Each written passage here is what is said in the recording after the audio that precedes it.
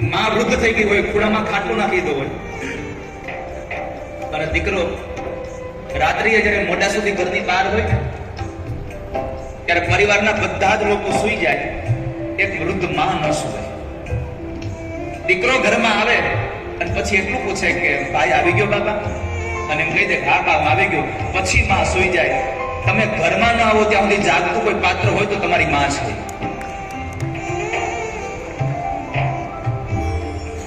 અને ભાગ્યશાળી એ છોકરાઓ છે જેને માં છે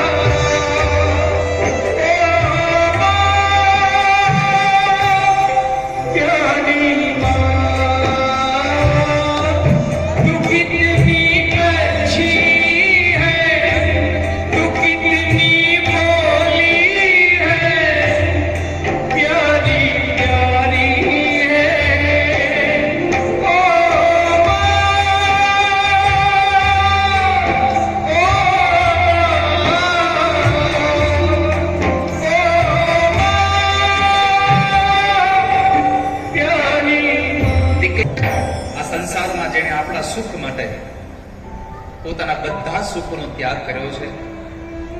એ મા બાપને ક્યારે હેરાન ન કરશો.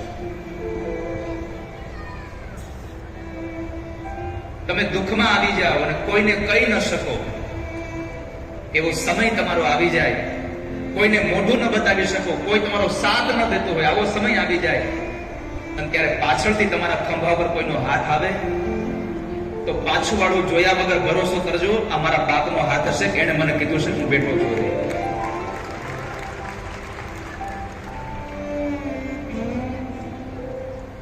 ધુંધુકારી પોતાની માને દુઃખ આપી ગયો છે. આપણે કોઈ પણ જગ્યાએ જશું તો મોટી ઇમારતોને જોશું, સારા સારા દ્રશ્યોને જોશું, અને સાધુને પૂછશો તમે શું જોયું તો નારદે કહ્યું આ ધરતી પર ગયો પણ ધરતી પર બીજું કાંઈ નહીં, મને એમ લાગ્યું સત્યમ નાસ્તિ તપઃ શૌચમ દયા દાનમ ન વિદ્યતે. આ સંસારમાં સત્યની અભાવ થઈ રહ્યો છે. ધીમે ધીમે માણસો સત્યથી દૂર થતા જાય છે. સત્યમ નાસ્તિ તપઃ, લોકોને તપમાંથી ભરોસો ઉડી ગયો છે. આ તપમાંથી ભરોસો શા માટે ઉડ્યો ખબર છે? તપના નામે પાખંડ થવા લાગ્યો એટલા માટે. ઘણી વખત કહેતા હોય છે મને લોકો કે સાધુ પાખંડી થઈ ગયા છે, સાધુ પાખંડી થઈ ગયા.